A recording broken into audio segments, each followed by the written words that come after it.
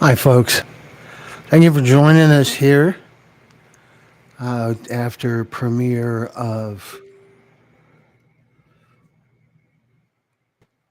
episode 234. I appreciate you guys being here. So, who do we got? We've got some of the usual suspects here, I know. There is Mary. Thank you for being here, Mary. I appreciate how often you join these live events. You too, Nux. You too, Nux. And you'll be getting a package soon. It's not actually in the mail yet because we had a little bit of a delay because we were waiting on some additional information, but we finally got that.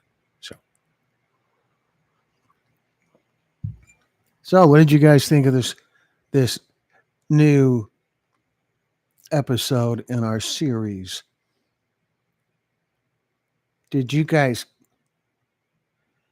Yeah, I see Wendy caught it. Did you guys read the thing at the end about the grandson? Yeah,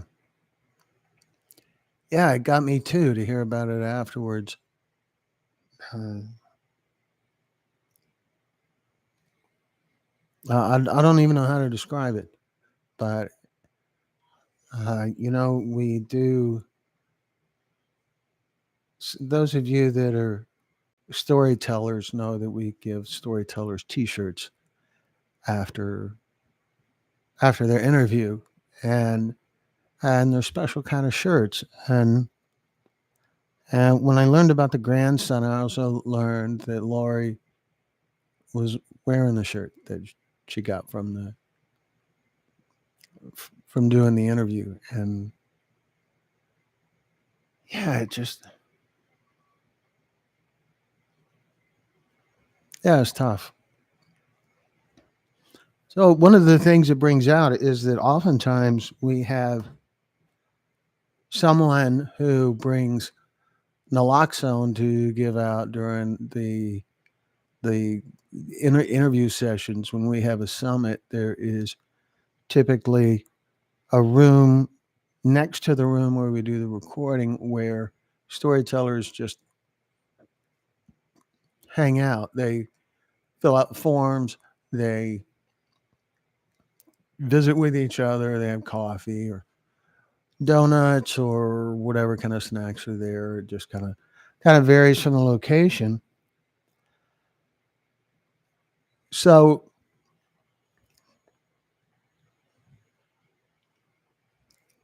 sometimes at those, most of the time, I think at those locations, we also have some form of naloxone, either Narcan or Cloxado or one of the other brands that are out there that all work the same.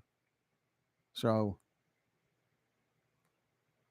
hello, Lori. Thank you for joining us. Pete is asking about any other details you could share about the grandson, and since you're here, perhaps you could share more.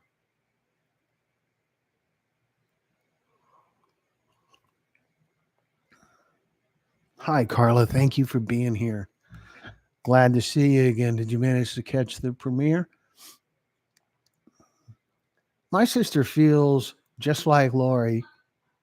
She has lost her zest for life. She is torn between this life and the other side. It is incredibly heartbreaking, wrenching. Okay, it's undetermined still as of Friday. Circumstances lead you to believe that it was probably fentanyl, though, right? Pete Blair Glenn tries to respect the storytellers. He only gives information the family's okay with. Yeah, at the end of the story about Tyler, we wanted to include something just to mention the grandson, and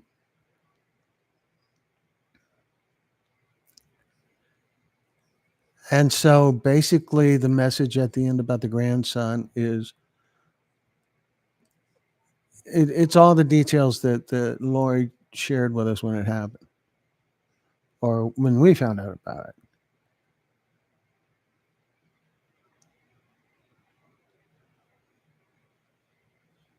Hmm. That's that's rough, Lori. That's an odd spot. I believe you, Carla. I believe you do watch them all. I appreciate the level of commitment you show to our stories and promoting our stories. The sheriffs are making a case. And that there's a little bit of consolation in that. There's this thing that I often tell the storytellers at the end of the interview. I tell them that the last part of a person's life is oftentimes, and maybe every time, someone else's lesson. It's not, it's hardly a consolation, but it's important. Wendy, I will pray you may get justice for your grandson. Very good.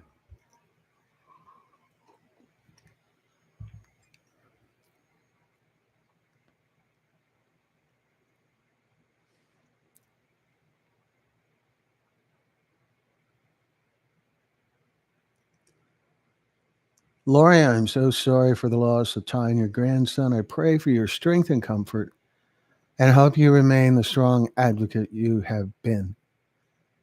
Yeah, that's a really,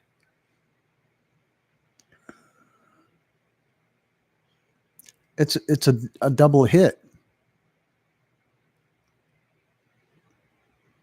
I don't know how to describe it other than that.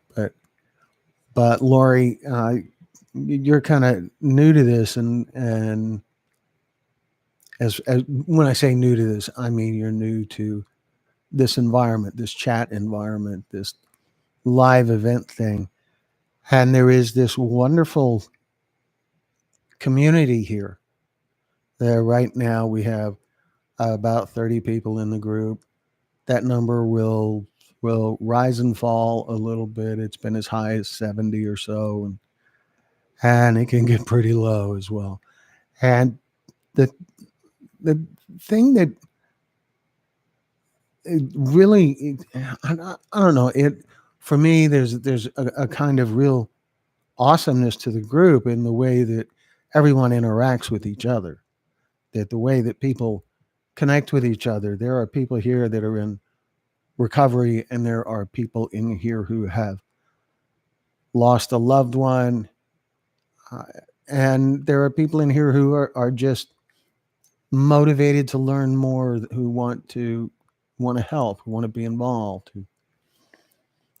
and so it's very cool. It is awesome to see Brad here. That's cool, Brad, because I know you're an old guy, and it's almost 5:30. It's probably time for you to turn in. But anyway, thank you for being here, Brad. I love giving you a hard time. All right, so Crystal, thank you for joining us. Love seeing you here. Nux, you are one of the strongest women I've seen. God has a purpose for you, Lori. Hello, Julie. Glad you're here. We got to get moving on your story, Julie. Brad, you got a whipping coming. Okay, well, I'm sure it'll be early in the day because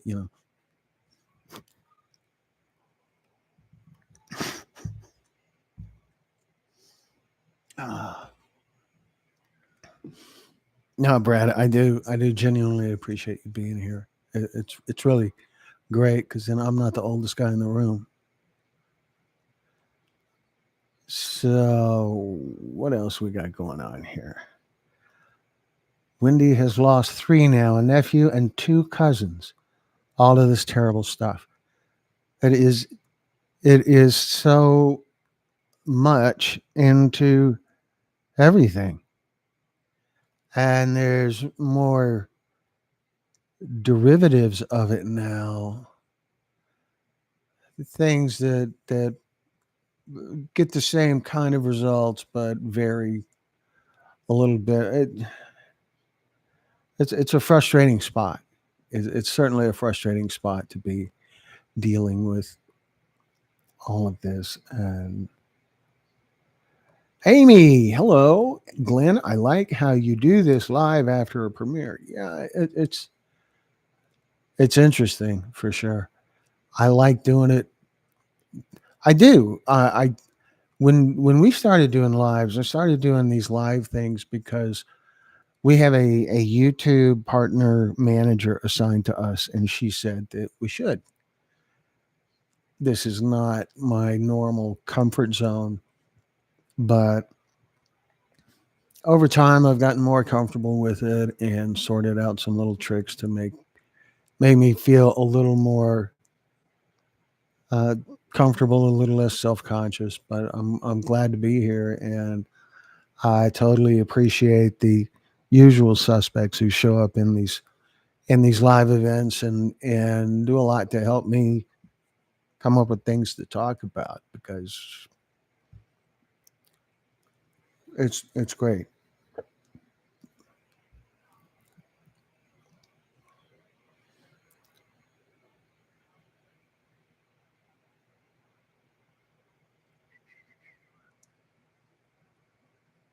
Next, I just want to say I'm proud and thankful for anyone who chose one more day sober and those who are trying to get sober. Thank you for being here. That message is gold.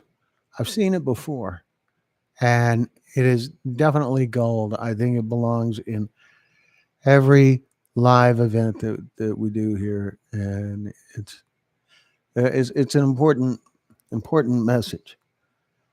Amy says I'm almost 20 months clean and sober. That is brilliant. That is awesome. That is you guys know we have a whole series on addiction recovery stories. Also, there's about 40 episodes, maybe 41, 42. I don't know, somewhere around there. Brad is on the 5-year plan.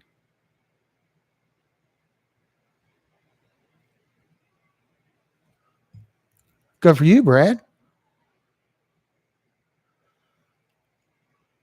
I did my experimenting. I did my experience, strength, and hope at my NA group about 2 months ago. How is oh yes. So I shared with you the idea of recording what you were going to say and listening to it in the car while you're running errands or whatever. Right? Is that right? Yeah. Yeah, that's an awesome trick, and it's so easy because it doesn't even cost you any time. It's time that you would be spending on the road anyway. All you're doing is listening to something different.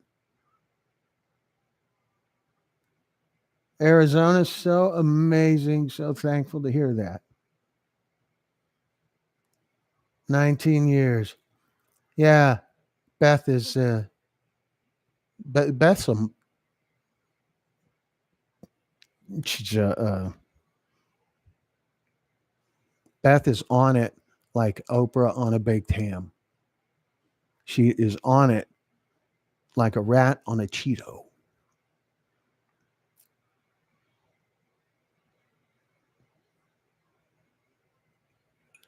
That's awesome. Beth was one of our local event coordinators when we shot these stories in Arizona, and Beth was total gold in how she and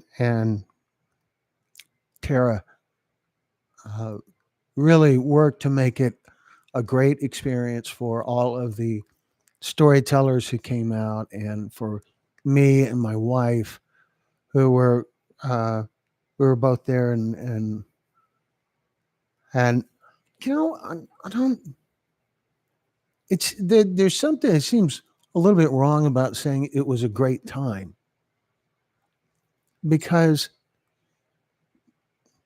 it's it's a lot of really, really painful stories, but it was a great time. As most of the time, by the time the interview is over, the person we're talking to feels better. And I get to see that happen in real time, in person. And that's wonderful. And we got to do a dinner afterwards, and it was just it was a great time. Always a great time.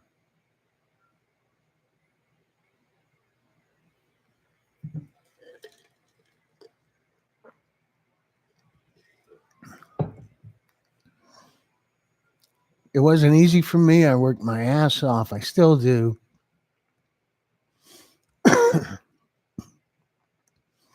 Okay, Amy. It's yeah.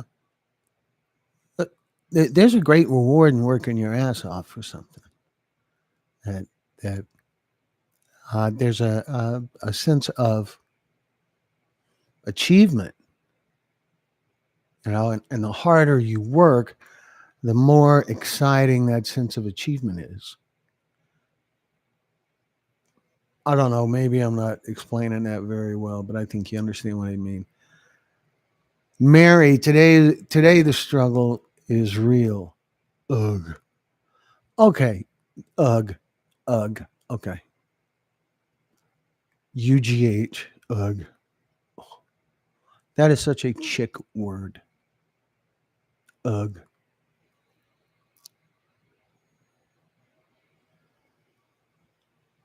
Thank you, Beth, and hi, Carla, Rain's mom. Yeah, it's cool to see you guys here. That uh, you that have shared your stories, and you who want to. I wish that there was a way that you guys could post pictures in the chat. That'd be cool, because I think sometimes a picture. Some of you have the T-shirts, and some of you have never opened the lifesavers. I know, I've been told anyway, and others I know opened them right there in front of me. I know it's cool. So Beth says, together we can accomplish what we cannot do alone. And that is such a giant thing. That's why groups do so much to help people in recovery, because there is support, and there is also accountability, real accountability that helps that helps people find the strength to take another day at a time, or another hour at a time, or minute at a time, or whatever. But having the support network and the accountability, knowing that if you slip, if you relapse, if you use again, you're going to disappoint other people who care about you. Very cool.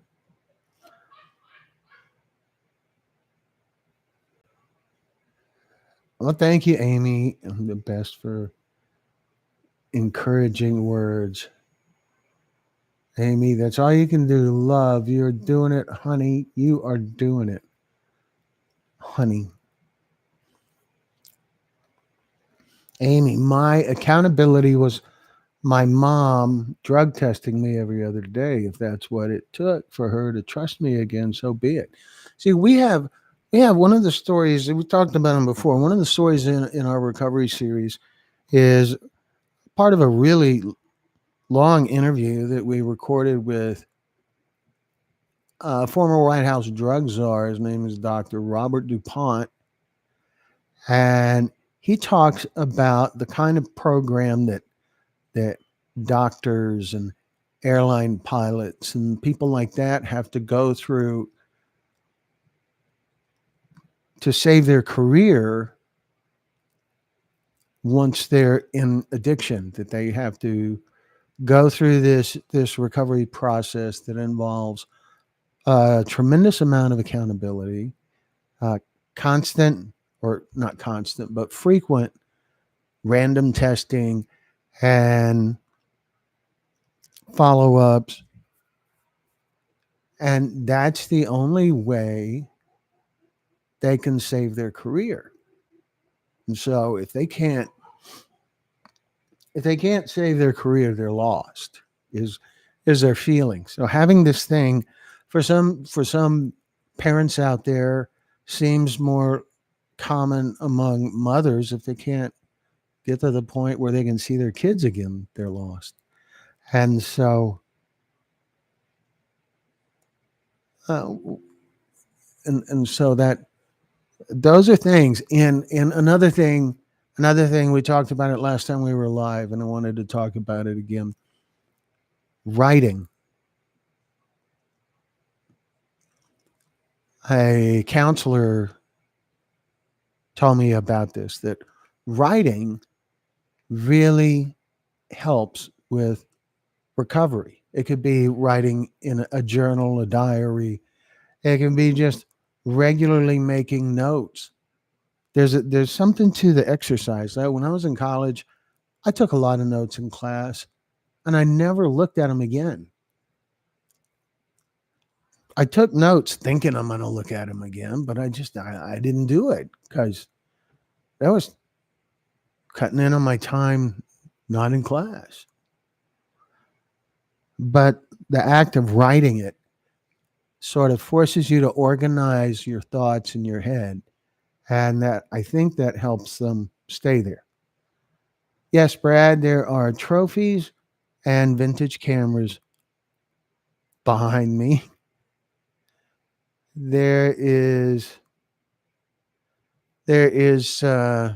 see, right over here, right there.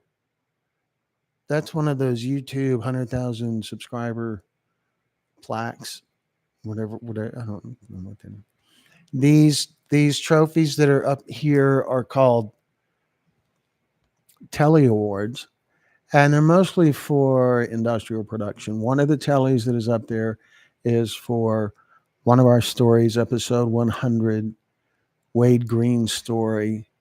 And it just worked out that that was the most recent one we had finished at a time when making submissions to the Telly Awards was there was a deadline coming up, and so that's how that happened. Most of the others are for uh, industrial production or documentaries. Uh, Usually, we try to get some recognition for documentaries because typically the documentaries we make are for clients, and being able to deliver a little bit of recognition for the client has great value to them, and so I like being able to do that for them. Amy, I love the Wade Green story. Well, so did they. And the Wade Green story was actually in a film festival in Orlando 4 or 5 months ago now. And I don't, I feel like it won something. Not that I ever received anything, but anyway. So, G. Brad, thanks for asking. Yeah, the vintage cameras, most of them belong to my grandfather. And when he died, I got them. And I always thought they were cool. So I've certainly hung on to them. You can't see it, but up on the top shelf, there are a couple of old broadcast video cameras. There's a Sony, actually an Ampex Betacam camera up there that is from the late 80s, which is and it is probably it's the first genuine broadcast video camera that I ever used.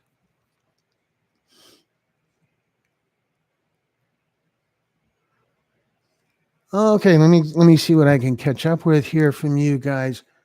I'm sure this rough patch was triggered by the 30-year anniversary of the Oklahoma City bombing.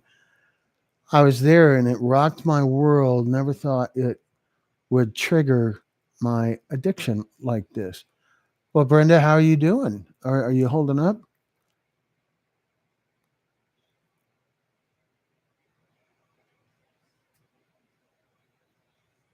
Good job, Julie. Started writing right after Chris. You and Julie, you're in a good place now, right? Brad, are you asking me if I watched Dr. Phil? What were you thinking? Uh, I, I've seen it. Uh, I don't. I haven't seen many. Uh, uh, Something bugs me about them.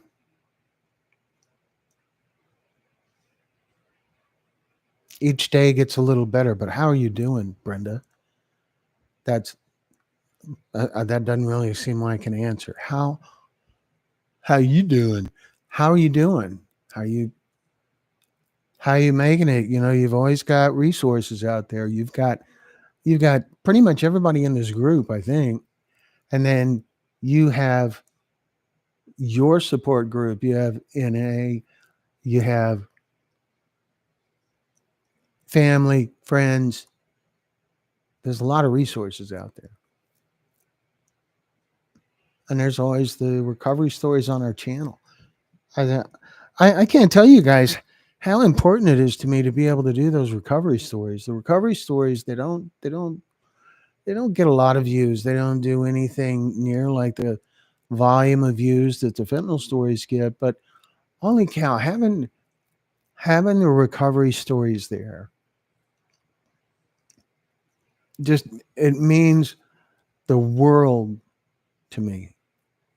That being able, when we put up one of these fentanyl stories, they typically draw a lot of comments. Most of the comments are wonderful, supportive, positive comments. A few of the comments are from morons because morons use YouTube too.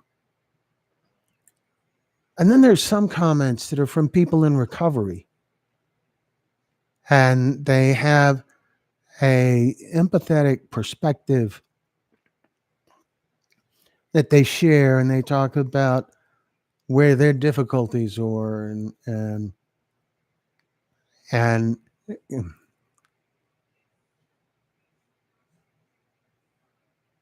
they and to be able to tell them, hey, we also have this series of addiction recovery stories. They're all good news, and you might find them interesting. And give them a link and direct them towards these stories of victory. That's gold to me. Okay, so I saw something I wanted to comment on. Let me see where I'm at. Dr.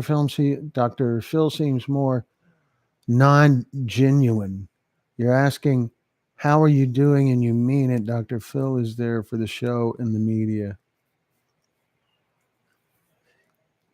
Hmm. Yeah, kind of feels that way to me. Kind of not.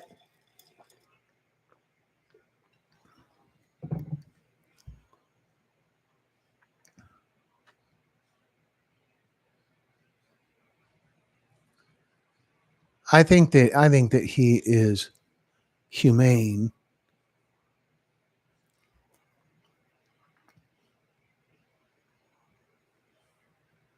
Yeah, there's a thing that sometimes you'll hear him say things that are all about just maintaining the audience or doing what's best for the audience instead of what's best for the person that he's talking to. I feel like, but I can be totally wrong. It could happen. I could be wrong. There was this one time that I thought I had made a mistake and I was wrong. So each day gets a little better, Dr. Phil. Brenda, I love you. Are worthy 1 second at a time. Love. I wish I had a way to contact you. I'm here anytime, 1 second at a time. Beautiful. Sending you so much love. Brenda, Brenda, Nux, both of you guys can email me and I will, and then you guys can go from there. And that works with anybody. It works with our storytellers as well.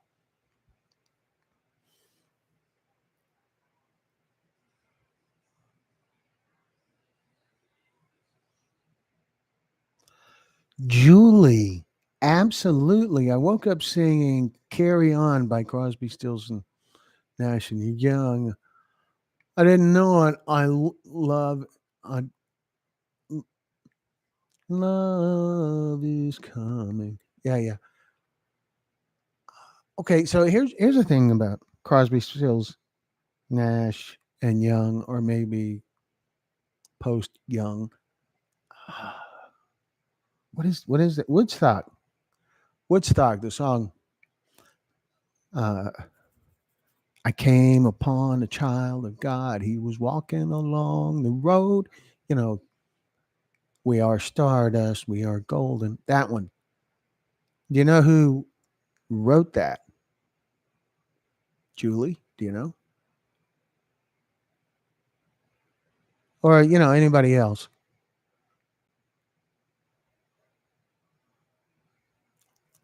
Brad, Serenity Now. I don't know where to go with that.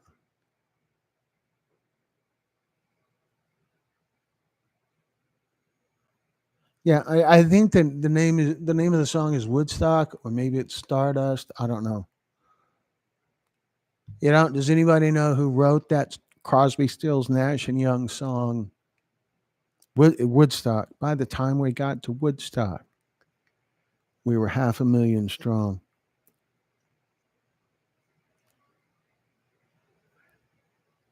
Nobody, huh?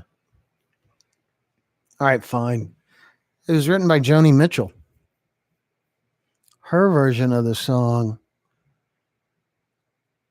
yeah, not, geez. But she wrote it. It's on the tip of my tongue, that song.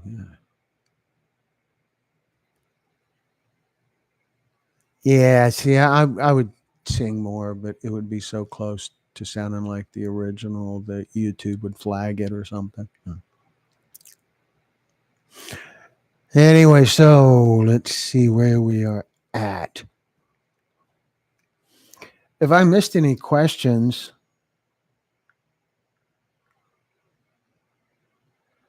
went to Woodstock. Very cool. Brenda, I have an old English bulldog. His name is Maverick, and he is 100-pound lap dog. Holy cow. Hmm.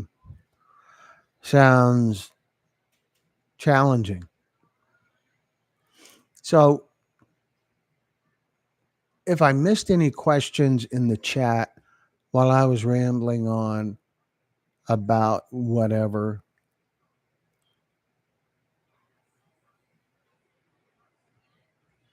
uh, please ask again. Brad, your first concert was in 1974. Ah,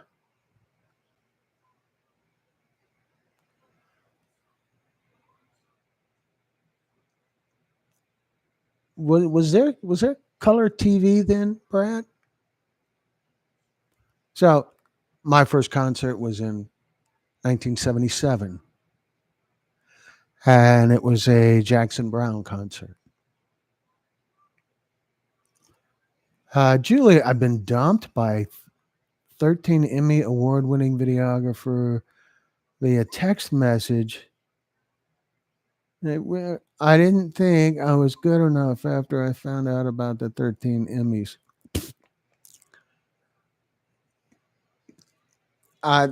That's not how award-winning creators think. It's not about the subject being good enough. It's about them being good enough. So yeah, mine was the tubes. Oh,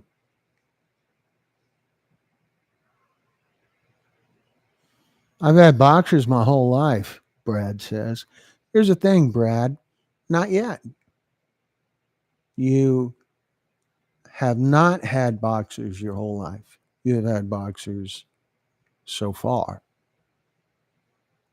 but you're not at the end. So, so far.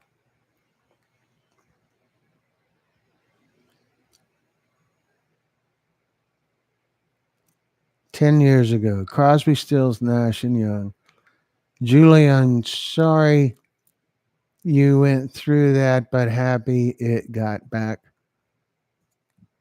you back on to the book. Brutus and Baron. It's cool how you remember that, how those relationships with family pets stay with you. Uh, yeah, cool name. So what other questions are out there, folks? What can I tell you about?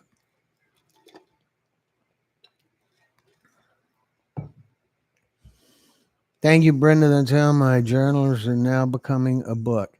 I think journaling or taking notes, even if it's something you dictate into your phone, it's something you can. There's all kinds of recording apps and the notes feature on iPhone, and I imagine the others have some similar feature where you can do the speech to text thing and make notes while you're doing other things. What I mean, don't drive distracted, but you can do that. You can.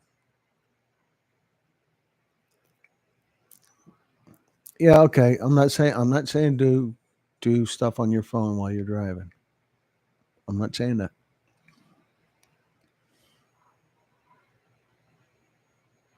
How's Sherry? Sherry's doing great. She's in the other room right now. I'm skeptical that I'll be able to get her to come out and say hi, but she's in the other room right now, and she's doing constructive, important Sherry stuff.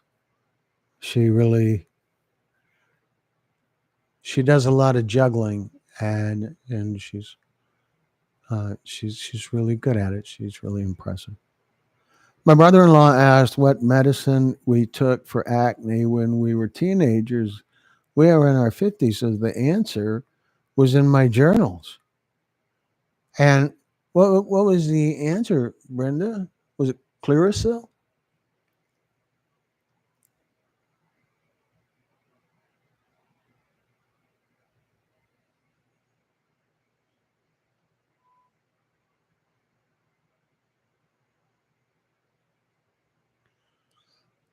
Very good, Knox.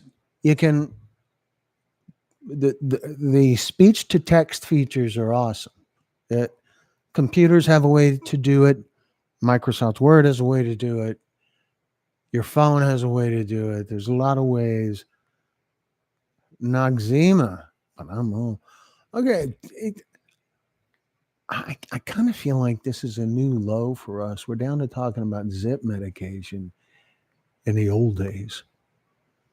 Is it just me? So tetracycline, I remember that. I remember tetracycline. I remember I had a friend, his father was a doctor, and he was taking tetracycline pretty regularly because his father was a doctor and he could get it easily. Doxycycline, I don't know that. So, okay, one of the zit solutions I remember from high school was a little dab of toothpaste.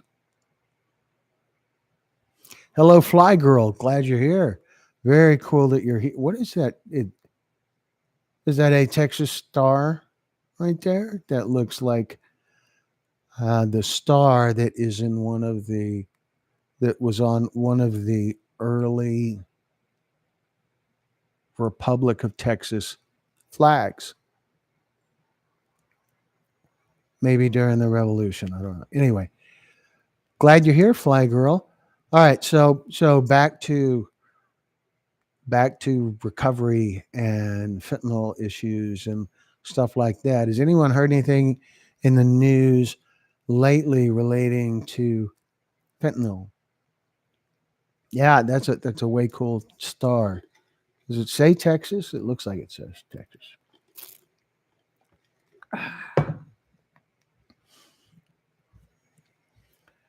In a way, Glenn, it kind of shows how back in the 70s and it was safe to have meds. Look at now, so it doesn't kind of tie in a way. I understand. Yeah.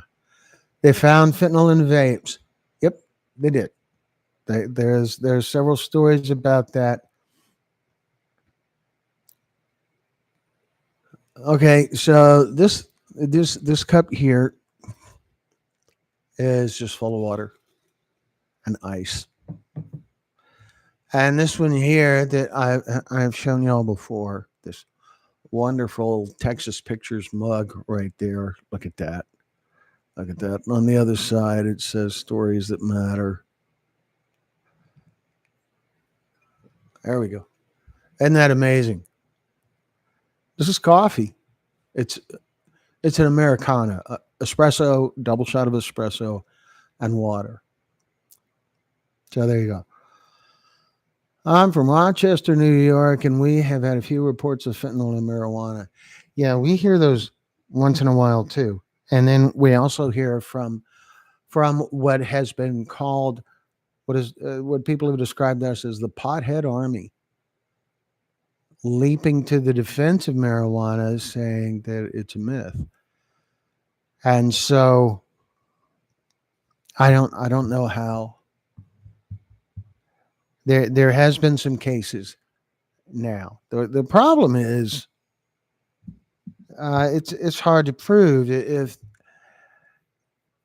unless the material found on the scene is tested for the presence of fentanyl and fentanyl is found,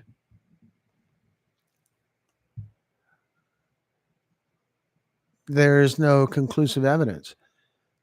If a toxicology report comes back and it says all that was in the victim's system was fentanyl and marijuana, there's nothing about the report that confirms that the two substances were consumed together. And sometimes, oh, Brad, yeah, if only that would make for an interesting live event. If yeah, so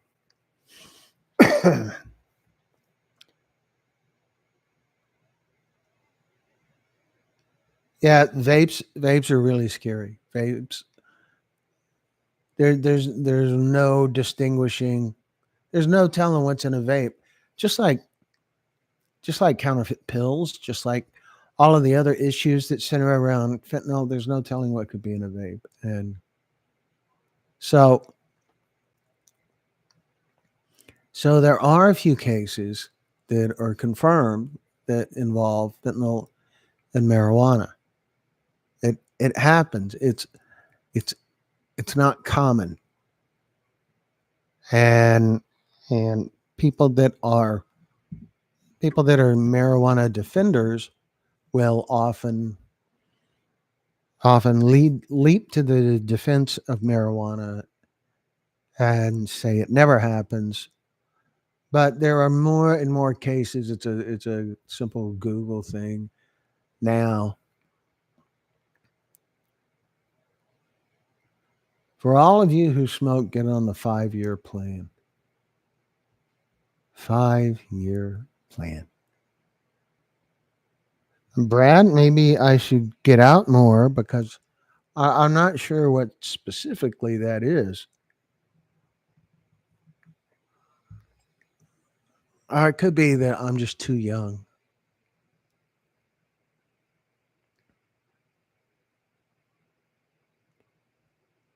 Next, two of my older sons use the vapors because they don't want to smoke cigarettes, but now I worry. Yeah, it's a tough spot. Did you find the answer about does dispensary test grower? No, I haven't found out yet. I don't know. And but I do know I have been told that when I've been told I've spoken to people who say that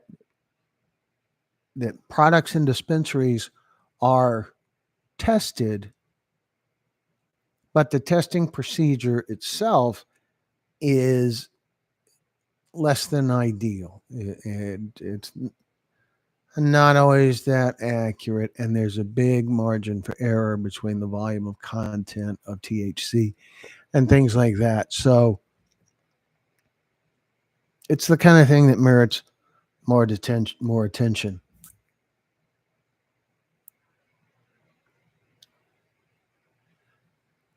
Brad, I'll start telling people I'm on the 5-year plan. Thanks for the help. Okay. Glad y'all sorted that out. So I have a question. At the beginning of the video that just premiered, we changed the opening graphic sequence. And I'm wondering, did anyone even notice?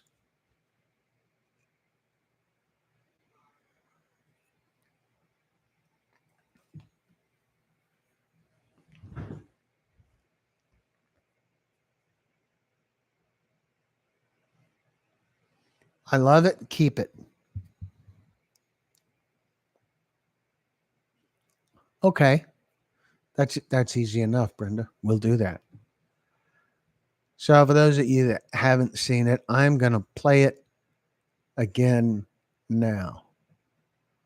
Glenn, do you think that when there is a death from OD that some law enforcement automatically thinks that person was nothing but an addict? Yeah, of course. Some people think that way. It isn't just about law enforcement, it's about people in general.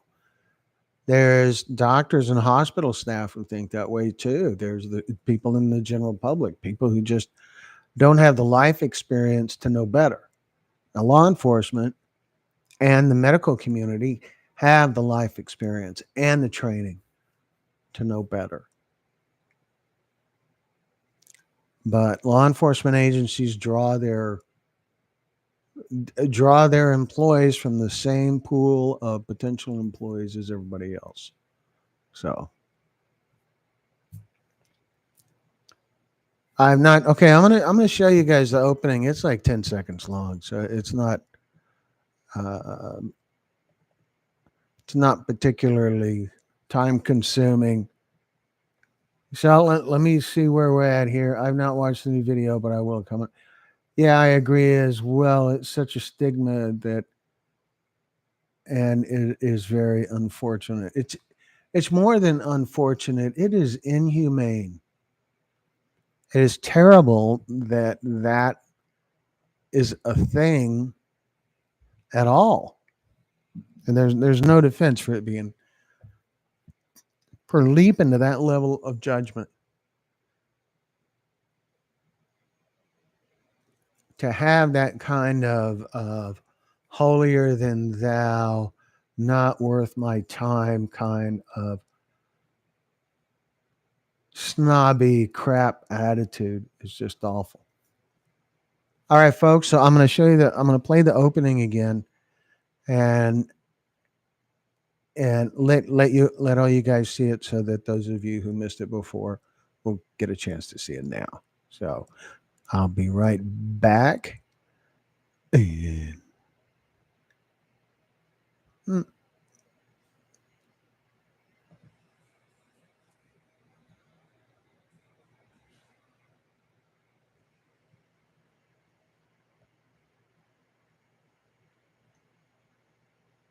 Not much to it. That was it. The reason why we came up with that graphic sequence is that there's a lot of people who look at our content and have this idea that our content is about just one thing, and it's not. That a lot of our content right now is is related to fentanyl, but not all. We have addiction recovery stories, human trafficking stories, domestic violence stories.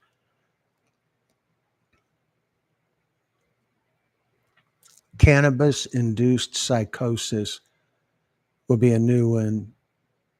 And we even have a series about peace officers. Over the last 18, 19 years, I've done a lot of work with law enforcement, done a lot of ride alongs, and cops are chatty. I mean, big time, especially when it's a guy with a camera, I think. So, but they have changed letters to another color, perhaps. I like everything you do. So I'll get back to that. But so the American Peace Officer series, the whole goal of the American Peace Officer series is to humanize law enforcement. Because I've worked with law enforcement a lot. Now, the law enforcement that I work with are assigned to me by command staff. So they pick the officers that they feel like best represents the department. And so I meet way more of the good ones than other people might, but they all have stories. They all have stories. They have life experiences on the job that have stayed with them through the years. And so the series is about that. I like the border, fill in the subjects with a color. I don't know. One of the things, one of the reasons we're why we're using this. Let me see if I can put this up here. Here's this graphic, and this graphic right here looks a whole lot like the graphic that we use on the T-shirts that we give to storytellers, and it looks a whole lot like the graphic that we put on other things as well. And so I want all the branding to reinforce each other so that when someone sees a person wearing a storyteller t-shirt out in public, they might remember it from seeing the opening sequence on one of our stories. So that's the logic behind that.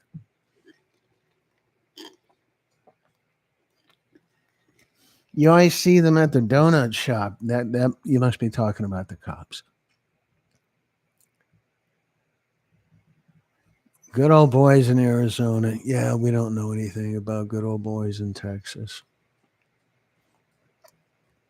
Nux, I'd like to know who faces more stigma, addicts or obese persons. Both are horrible.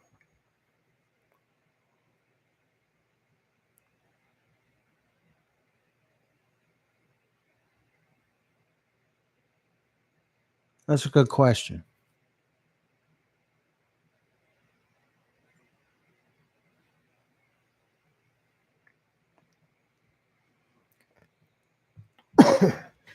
We have some instances, we have some stories on our channel where stigma has adversely impacted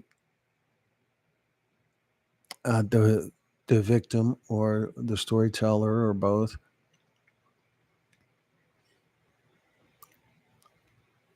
Sometimes it is the stigma preventing, like with Wade Green's story, the stigma influenced how the hospital treated Wade when he was going through an overdose. When he needed more naloxone,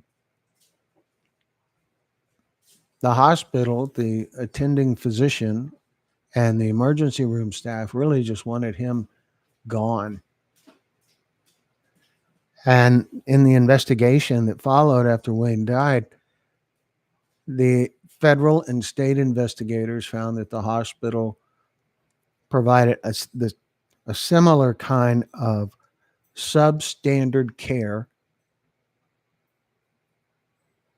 to 7 or 8 other patients that night. And that's just one night. And so there's that kind of stigma that does genuine harm. And then there's some other kinds of stigma that really it's just about idiots. And the person that's having to endure the stigma has some control over that, because it is not the stigma that is affecting your heart, your self-esteem, your whatever. It's not the stigma, it's how you choose to deal with the stigma. Does that, I hope I'm making that clear, that for people that count in your life, people that are supposed to render you aid, that doesn't apply. But if it's just someone that you have to deal with at a Starbucks, they can think whatever they want. It's more your choice to let it bother you or not, because you have that kind of control. Much like stress. You have stress in your life. All stress is self-induced. That's not to say it isn't legitimate, and that's not to say that you can control it. But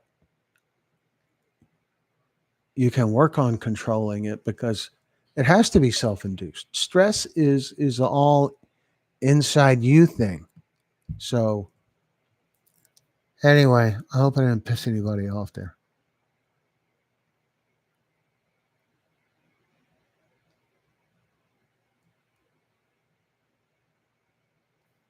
Okay, let me see what I missed here. Brenda, I think an addict, a bigger woman, but I love myself, so I don't know what the real answer would be. Yeah, I don't I don't either. My daughter's a big girl, but she never let her keep it down. I was targeted for speaking on suicide. That's why people don't tell. I have MHPOA.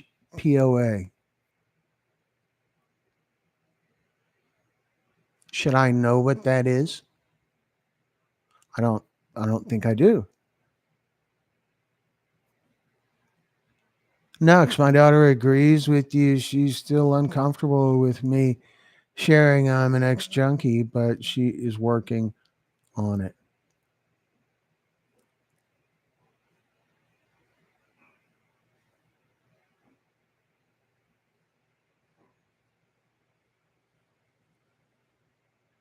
An ex junkie.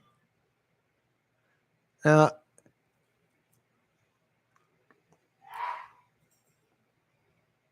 LPCs and addiction counselors and recovery professionals, a lot of them have a problem with words like ex junkie.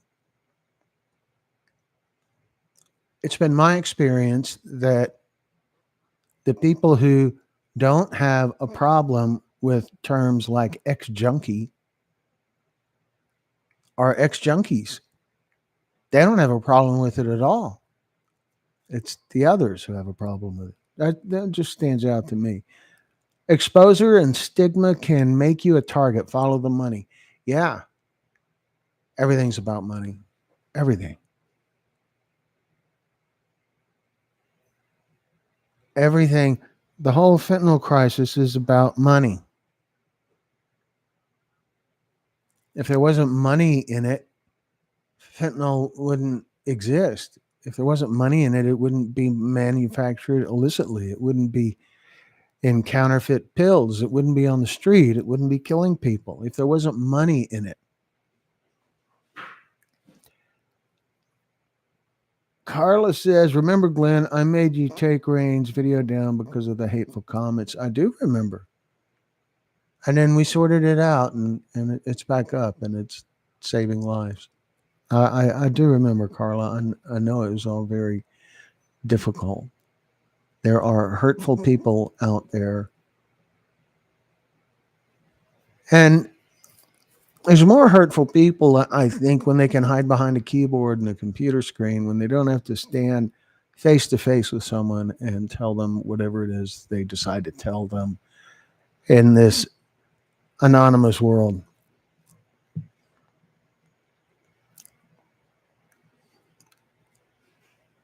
Brenda says, I only use the term on myself. I'm not using substance use disorder. It's too long. Yeah. And yeah.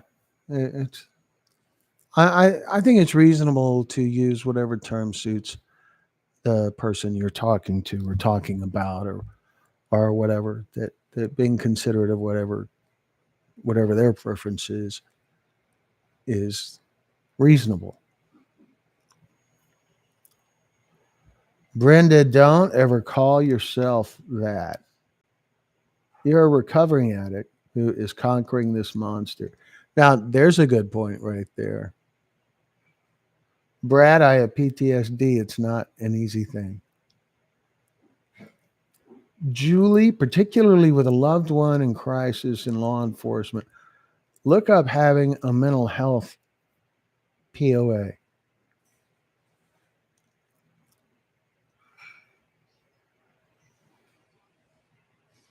What's a POA, Julie?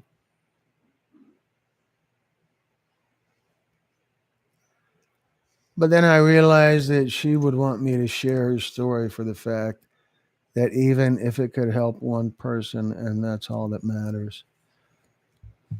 Okay, Carla, I am 100% certain it has helped a lot of people. People remember it. It stays in their head. It's still getting a lot of attention, a lot of comments. People,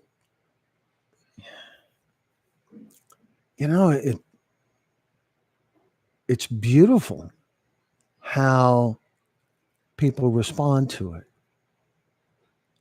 I it's weird when I'm reading the comments. I will smile just knowing Rain is getting this. She has to be. She has to know.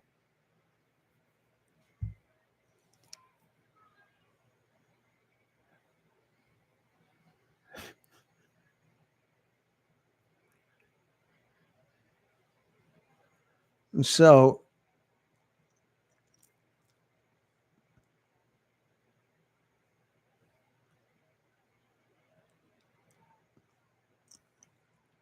I know you and Rain are doing a great thing.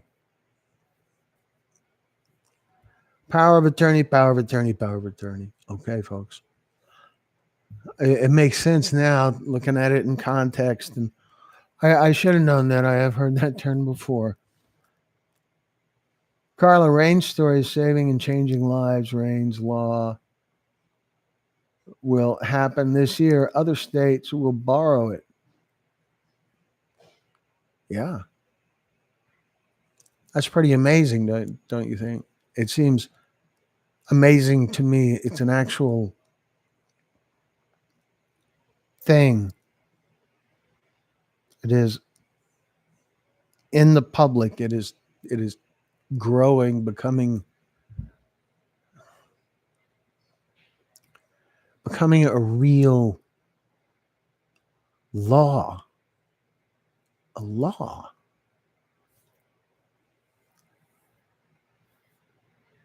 POA gives you control over your loved one of your loved one is treated, particularly ketamine and what happens in the hospital, you can protect your loved one.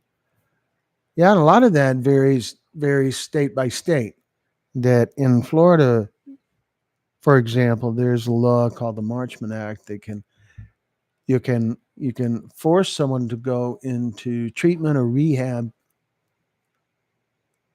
against their will, which is not likely to work, but it buys a little time for them to give it some thought.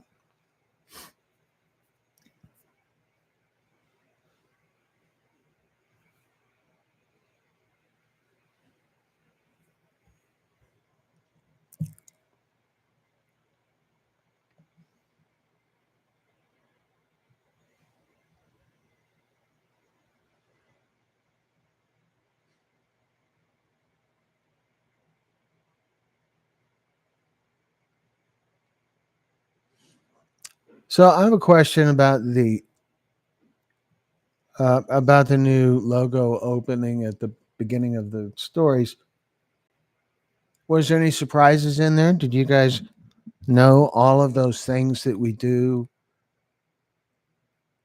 Were you aware? I'm just asking. You know,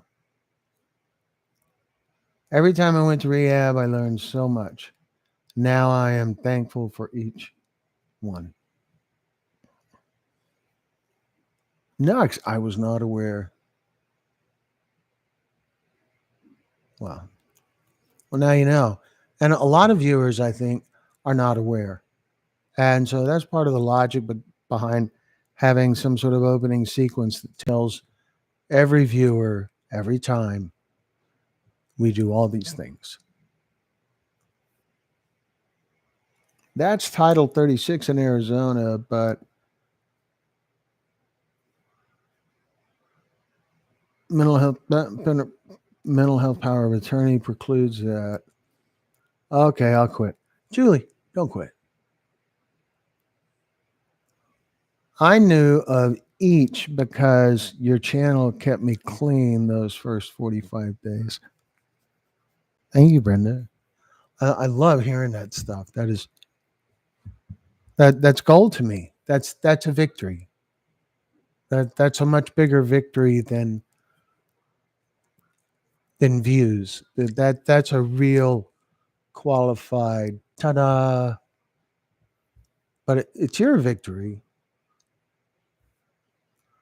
That's way cool.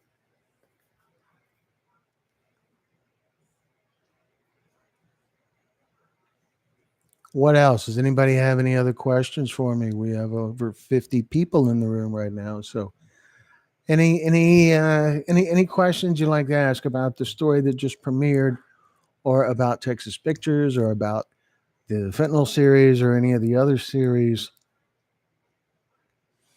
I am here for you.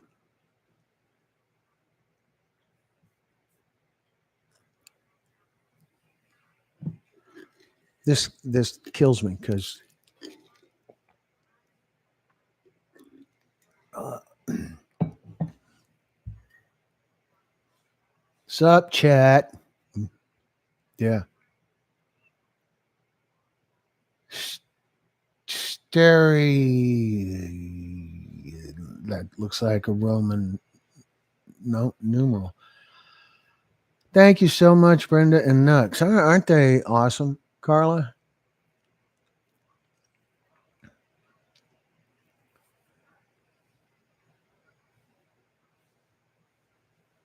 I'm sure it's been asked, but what got you started doing these stories? Huh. Yeah, it has. And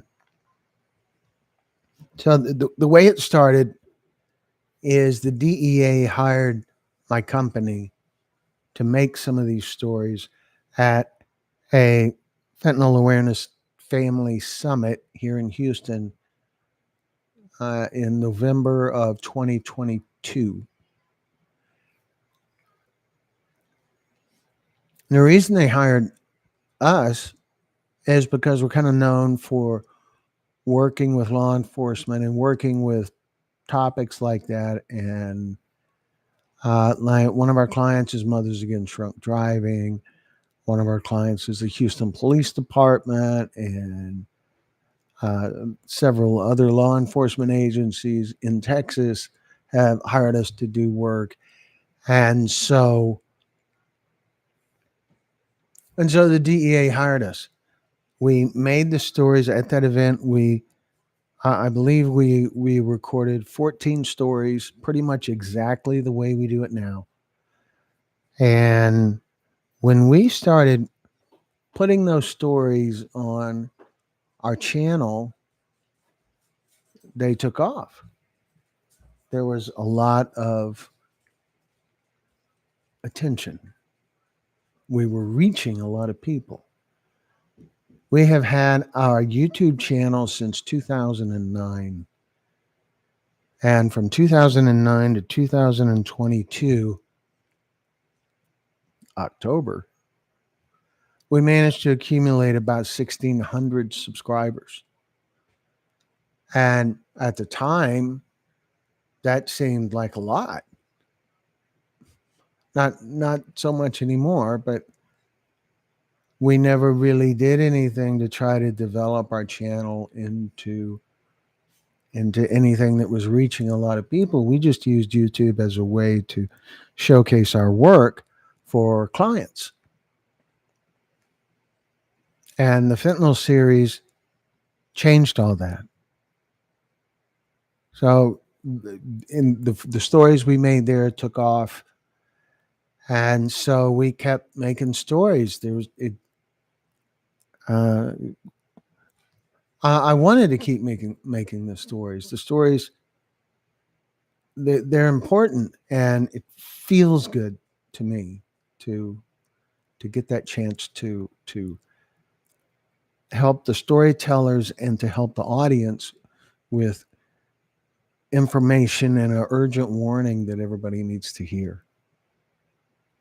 So we started just doing more on our own. We've never had a client for any of the content since, and for none of the fentanyl stories or anything, any of the others, addiction recovery, uh, human trafficking, domestic violence, none of those. None of those are with the client, no sponsor, no funding source of any kind other than the revenue that comes from the advertising on the content. And that makes everything sustainable. So that's how it happened. For me, it's really very much being in a sweet spot where I'm not accountable to anyone except for the storyteller and the audience. And that is living the dream for me. Love to the creators from South Georgia, Hoove, whatever. All right. Well, thanks for joining us. Appreciate you being here. It's changed my life, my research, my outreach to people a lot. Until 2020, I knew nothing about fentanyl. Neither did I. I didn't know anything about fentanyl. We did quote a fentanyl related project for the Harris County, which is the county that Houston is in, for the Harris County District Attorney's Office, but it didn't go anywhere.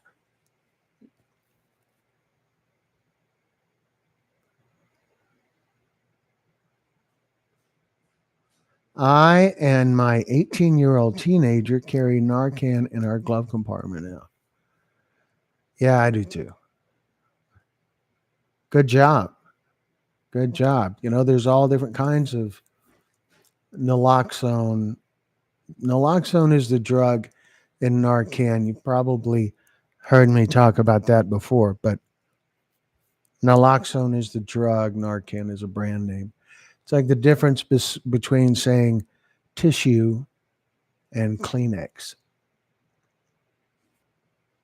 So I just like to point that out. I wouldn't want someone to be looking at a box that says Cloxato and it doesn't have the word Narcan on it anywhere, but it does say naloxone. Same thing.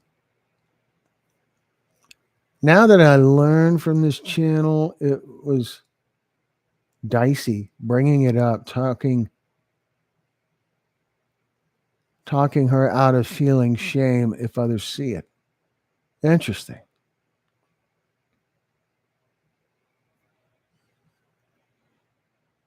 Oh, yes, teenagers can be difficult to reach. Yeah.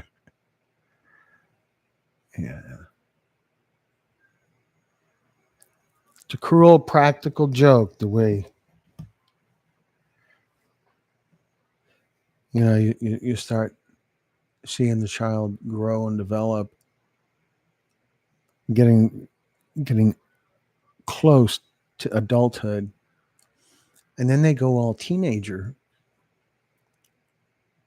and that gets kind of tough for everybody for a little while. Imagine the pride she will feel when she helps save a life.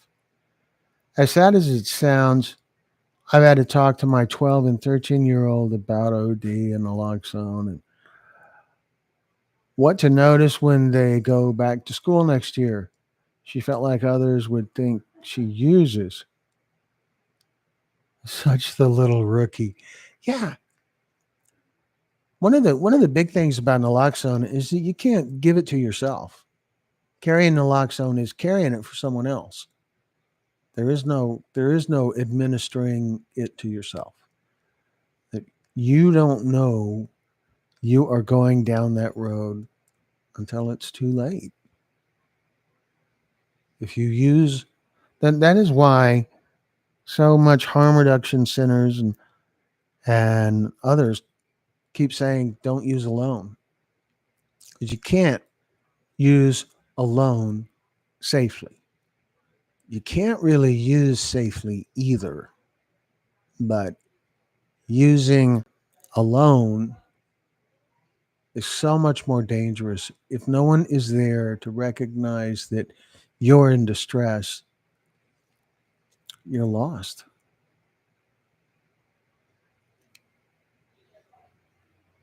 What other questions do we have out there? Holy cow, we've been here for almost an hour and a half. It's because you folks are special. You know? You really are. Brad, you still here? Or did you doze off? She felt like others would. Okay, I'm sorry. I always used alone. Makes me cringe today to realize how far gone I was. Yeah, they're so dangerous. Because there's no rescue if no one knows. Huh.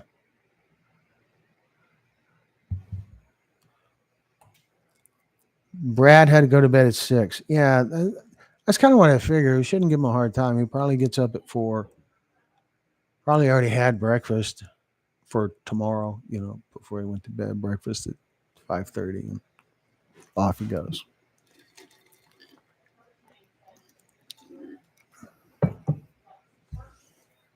Wow, I hope he's gone to bed because if he's still here, I'm getting another whooping.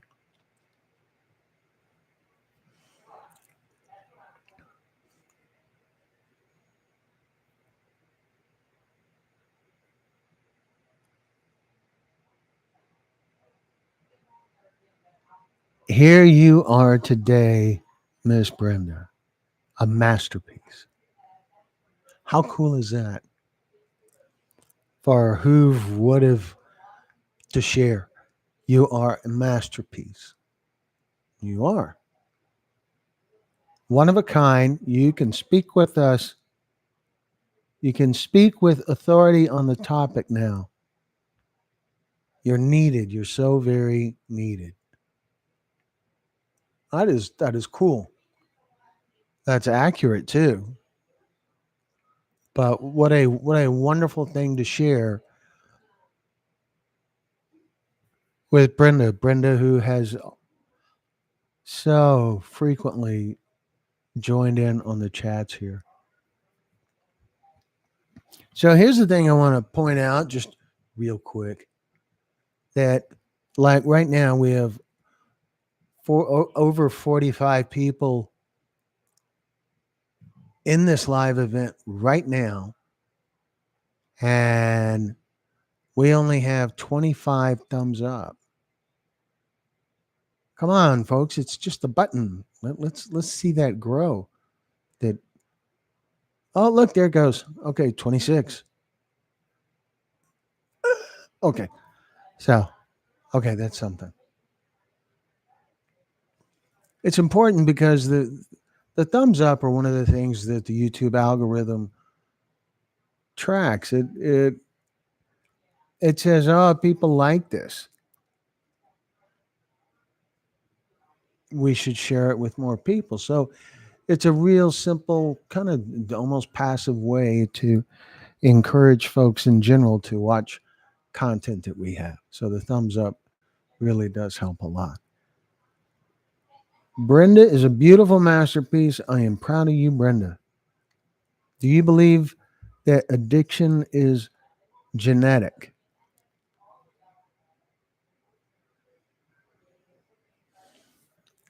I don't know. Partially learned, I'm sure.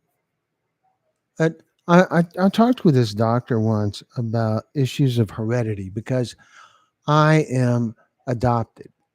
I was adopted at birth. I never met my birth mother or birth father, and I don't care. I didn't feel like I missed anything. I did learn about her as I got older. I did do some research, and I always had her name. But regardless, so I one of the things that's a challenge is as an adopted person when you go to the doctor, and especially as you get older. Brad knows what I'm talking about. As you get older, you start hearing this question from the doctor more and more often, where the doctor will ask, "Is there a family history of mental illness or high blood pressure or heart disease or whatever?" And I don't have that information. I don't know at all. So I was talking to a doctor about that, and what he pointed out to me was some things that are believed to be genetic or hereditary may just be learned. Like if your parents and grandparents had a history of heart disease and high blood pressure, that could mean that it is hereditary, or it could be because they ate bacon at every meal. If the grandparents ate bacon at every meal and the parents ate bacon at every meal, chances are the kids are just going to grow up thinking eating bacon at every meal is a normal thing. So, so it's hard to say, I think. And what I've learned about shifting science is that uh, it's probably not there yet. There's probably no knowing for sure. So let me catch up. Julie, I absolutely do. Thank you, Nicole. Julie, I do because my dad was a raging alcoholic. Now I didn't activate mine until 42 with opiates, not alcohol. So work still needs to be done to investigate the relationship. That's all I was saying as well. That it's hard. I don't think it's understood enough. Nux says my dad's father was an alcoholic. Three of his kids were too. My mom's dad was an opiate addict, and six of his children were. Maybe it's learned, but I believe it's half and half. That could very well be. I think it's extremely possible for it to be genetic, hereditary, or learned, or a combination. I was kind of struck by the conversation I had with that doctor about, well, the whole family ate bacon at every meal. That was his example. That well, that made sense to me. All right, so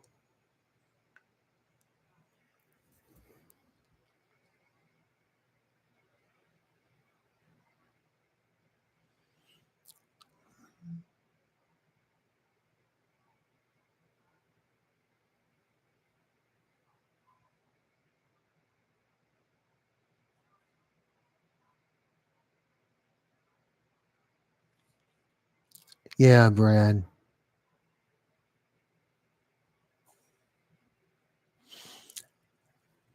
I remember you telling me about that when we met. I mean, I rarely remember it.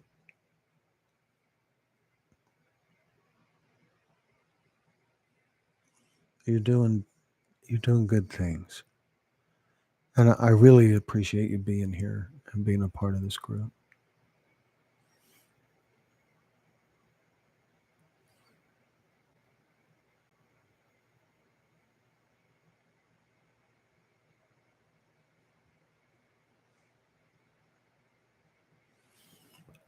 Okay, so Brenda, uh, I also think this genetic link may get stronger as it goes down the line. Many alcoholics have children who are both alcoholics and addicts. Yeah, could be. Could be. Could also be that if a child grows up in an environment where it's normalized, then they're less likely to have any reservations about taking chances. Seems like. Brad, I'm so very sorry you got that via text. Carla's lucky to have you. You are such a pillar of strength. Brad is. I wouldn't give him grief if he wasn't obviously a pillar of strength.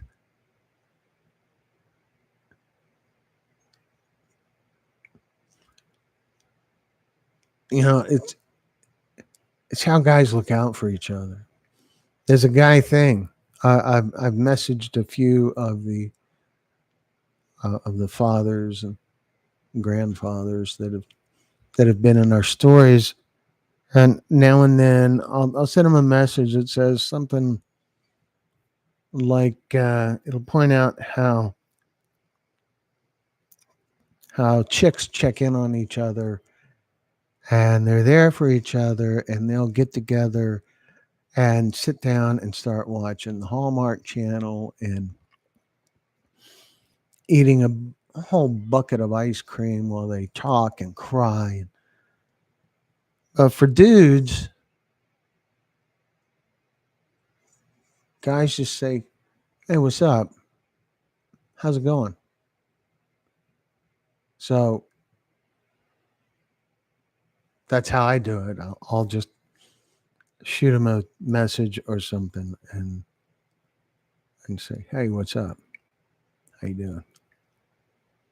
Hello, Deidre. Thank you for joining us. Let's see. Brad, I am so glad she had you to be there. Very much respect to you, sir. Absolutely. I wouldn't pick on him if we were face to face. Yeah. I still would. I have a good time with it. And it goes both ways. We had it was probably about this time last year, maybe when we had when I was in Oklahoma, we did the dinner thing. Barley, caught the live. I was doing yard work. Yard work? Oh. Okay, sorry. So, hey, Glenn and Deidre, who, whatever, as well as generational spiritual warfare, I believe addiction is a component of the ever unseen war raging. Prayer, fasting proved it to me. No doubt in my mind anymore, ever. Prayer and fasting. There's something about the fasting that makes you focus, it seems to me. Deidre, grab the tissue before you watch the premiere. The ending is rough. Yeah, it is. Lori, are you still here?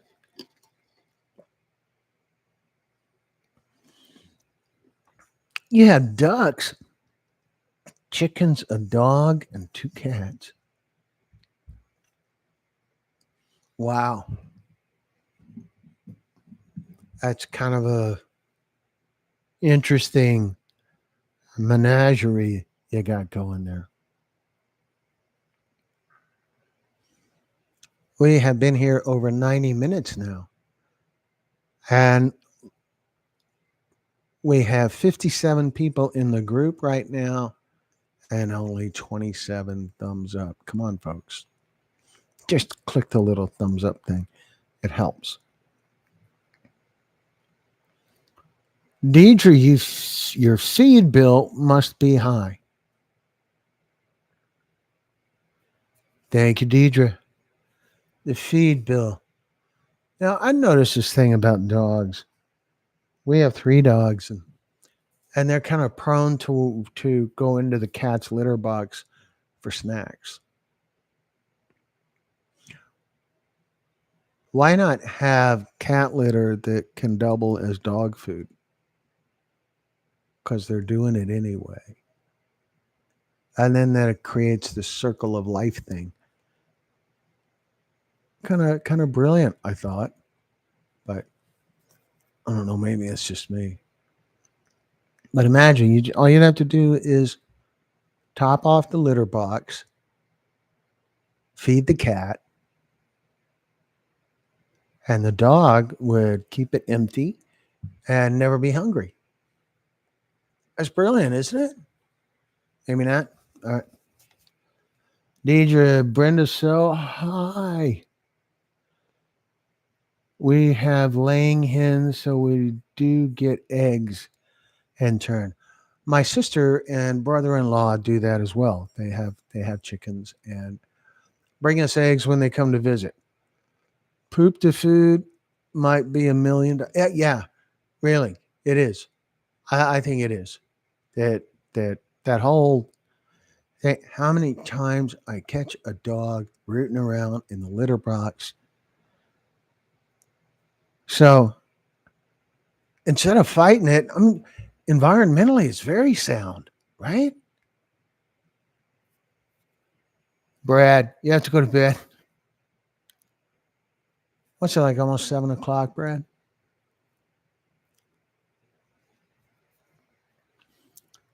The dog does love cat food, ironically. Well, that's because dogs will eat anything in general. Yeah, they eat anything. Our cat will eat a lot. Our cat has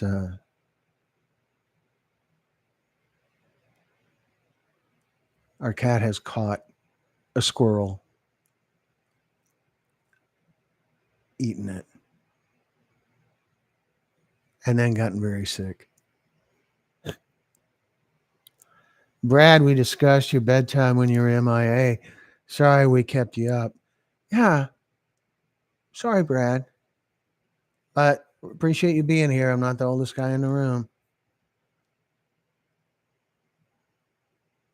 Great, but holy cow, we have been here 95 minutes. I don't really have a way to see what the battery level is on the camera right now, so it could just go bip in any minute now. I don't know, but I know all my coffee's gone. Most of my water's gone.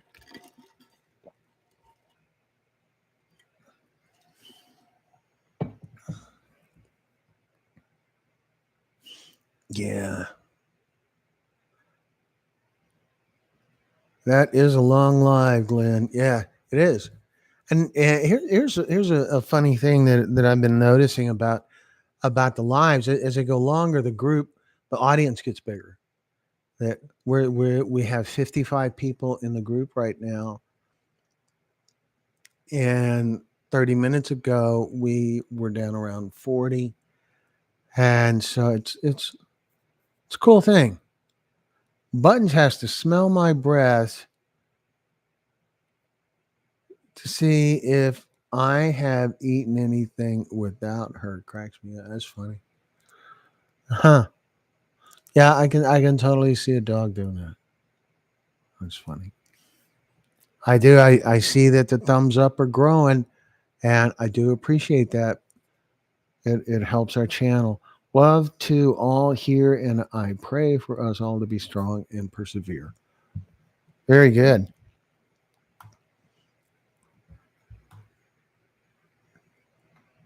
What else? So there's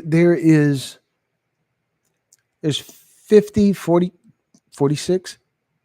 There's over 40 people in here right now. Does anyone a have any questions for me about Texas Pictures, or about the fentanyl series, or about any of the other series, addiction recovery or human trafficking or domestic violence, or the cannabis induced psychosis series that is going to start in June?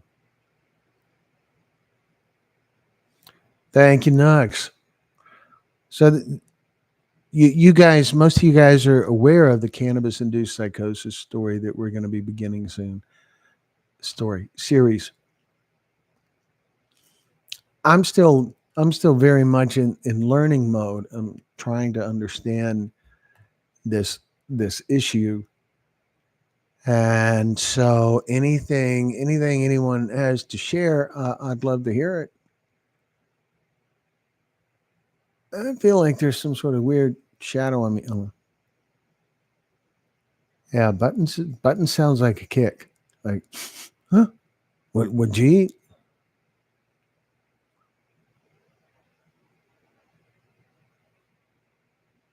Grateful for you guys being here, for sure. Very very grateful. I'm doing a lot of research on that topic, Glenn. Yeah, yeah, me too. And I'm getting a lot of input from several people. I have a lunch meeting on Tuesday with a couple of people who are very familiar with it here in Houston, and I'm looking forward to that. Holly Benz, hello, Holly. So cool that you joined us. Another storyteller here. Everything you all are doing is amazing. Shucks. I just feel so blessed to be doing what I'm doing. Absolutely. It is really living the dream to get to do this kind of work that is socially relevant and important. Is, like we say, stories that matter. And to be able to do it without any kind of accountability, no kind of client, we don't have any funding, nothing. There is no sponsors, no grant money, no client, no funding of any kind other than the revenue that comes from the YouTube advertising that runs with our stories. And that's an incredible amount of freedom, because I'm only accountable to the storyteller and the audience, and a little bit to YouTube, I suppose. But it's very much a sweet spot. I am living the dream, getting to do this, and we are constantly looking for new topics that fit within our mantra of stories that matter. So we're looking at stories about mental illness and how best to approach that topic in a way that will interest viewers so that they're entertained while they learn, which is vital. Because if they're not paying attention, they're not they're not they're not learning. Brad, the puffy clouds are better calling. Hello, Jackie. Thank you for joining us. Glad you're here. Holly, you're glutton for punishment, Brad. Brad, you are, but you're a rock. So you got this.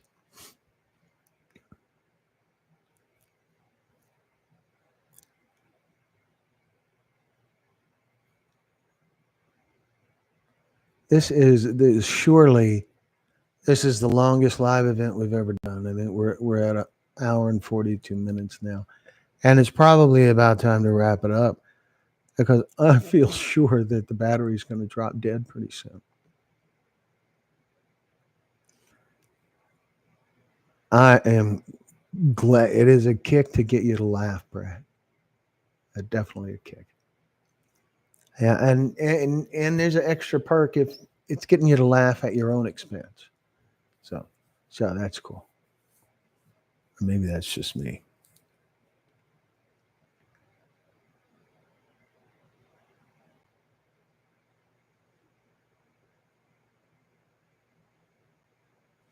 But I do imagine it is about time to wrap things up for now.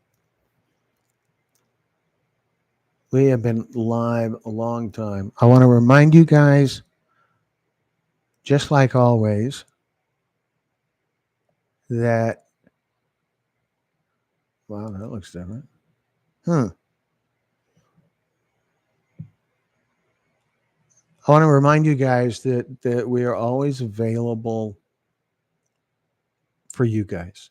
You can email us. You can let me get that. Where is it? Good night, Brenda. Thank you for joining us. Appreciate you being here. Uh, there it is. Na, na, na,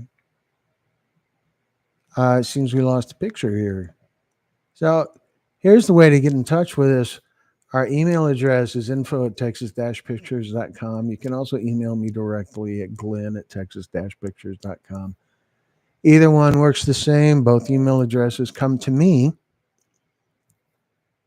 And you can also find us on Facebook. We have a Facebook group for storytellers, and our website is right there, texas-pictures.com.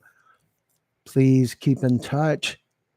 And I am just gonna I'm gonna share with you guys this video, and then we will be out of here, and we'll be back next time.